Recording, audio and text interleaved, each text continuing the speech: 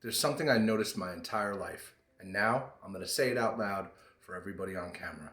The people closest to you, your friends, your family, the ones that know you the best, are often the ones that struggle the most to validate you when you make changes, when you create, and when you try something new.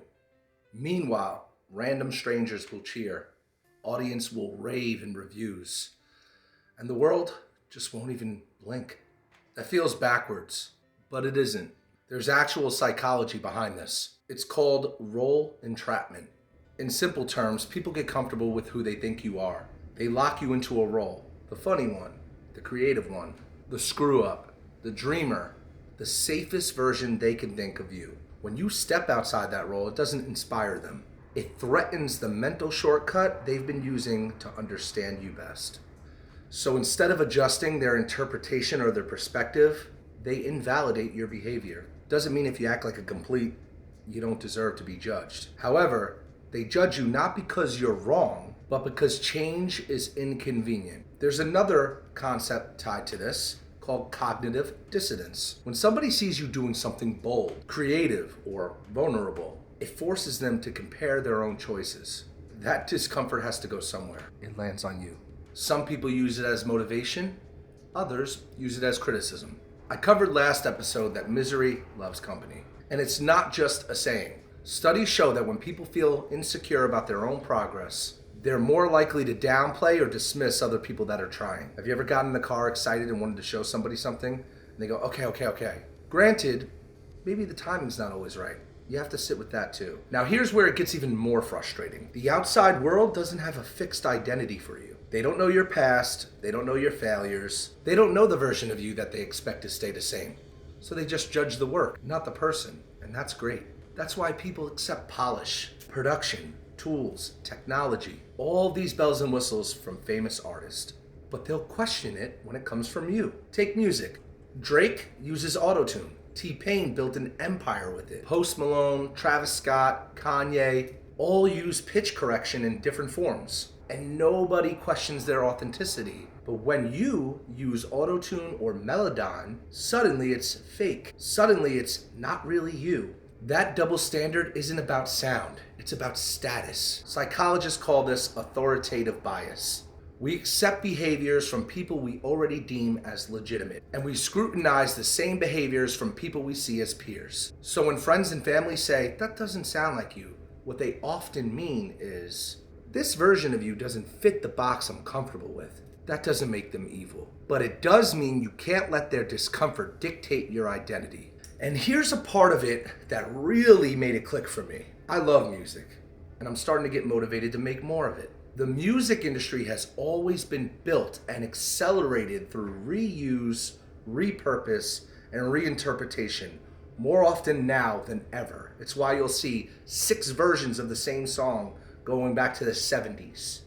My wedding song is from the Isley Brothers. There's not a lot of people in this generation or younger that know Motown. Take Kanye. He made millions and billions sampling other people's music, flipping soul, rock, obscure vinyls into great samples. Initially it was seen as cheating, but now it's innovation. More recently, one of the greatest producers, Timbaland, openly shared that he uses AI tools, not to replace creativity, but to spark it, to explore melodies, textures, and ideas.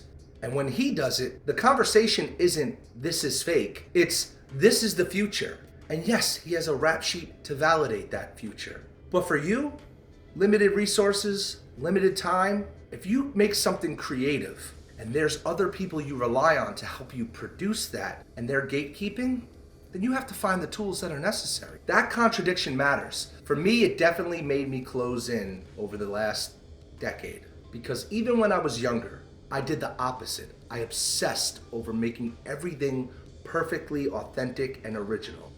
I avoided anything that felt derivative. I tried to do everything from scratch.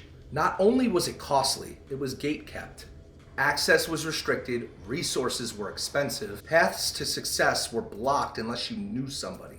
I wasn't losing because of a lack of creativity or passion. I was losing because I was playing by the rules that were never applied evenly. The industry reuses ideas constantly, but when you do it without status, suddenly it's a problem. That's when I understood something. Originality isn't about avoiding tools. It's about what you do with them. History is full of this pattern. Van Gogh only sold one painting. Nikola Tesla died broke while other people profited from his experiments and his inventions, which are all happening right around now. Even modern creators, YouTubers, musicians, artists are often told they're cringe, they're going too hard, or my favorite, burgers. I love that guy. But I see it as them being behind the curve at a time where culture hasn't caught up. Being early looks stupid until it doesn't. And here's the hard part I had to come to terms with. If the reason you started creating was because you really loved it, then letting other people invalidate that love is the fastest way to kill it. I realized that I stopped in the past not because I wasn't capable, because I cared too much about being understood by people who weren't meant to understand this version of me. That's imposter syndrome, not the watered down one. Real imposter syndrome isn't worried about being unqualified. It's about fearing visibility while you're still evolving. And that fear is amplified by people who still remember that older version of you. So here's the shift. I'm no longer creating to be validated. I'm not creating to be early or right or credited. I'm creating because it makes me feel alive again. And if someone thinks it's fake or not me or overproduced, I don't care. Because it's me in the cold garage, writing lyrics, up late at night thinking of ideas, researching my camera I was afraid to use, or downloading new tools and experimenting and jumping into the uncomfortable unknown. And it's my voice. I just love it when you listen to artists without tune on, that you glorify. And the irony is, the more authentic you become, the more resistance you'll face from people who benefited from you staying the same. That's not a stop sign. That's confirmation. So I'm not quitting. I'm not shrinking. I mean, I should. And I'm not waiting for approval anymore. Because creativity wasn't meant to be validated. It was meant to be expressed. And I'm done letting anyone take that away from me. This is Starting Monday, episode 5. I'll see you guys next week.